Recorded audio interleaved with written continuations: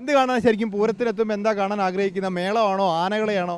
ആനകളും മേളം എല്ലാം കാണാൻ ആഗ്രഹിക്കും. ഇഷ്ടം എന്താ? ആനച്ചന്തമാണോ മേളച്ചന്തമാണോ? മേളച്ചന്തം. മേളമാണ് ഇഷ്ടം. മേളത്തിനൊപ്പം അങ്ങനെ ലയിച്ച് നിൽക്കാൻ.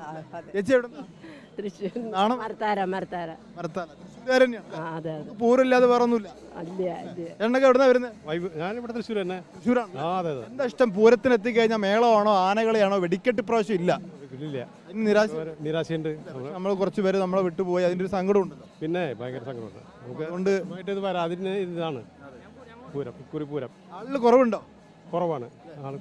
എടാ അങ്ങനെയുണ്ട് പൂരം? പൂരം നല്ല അടിപൊളി.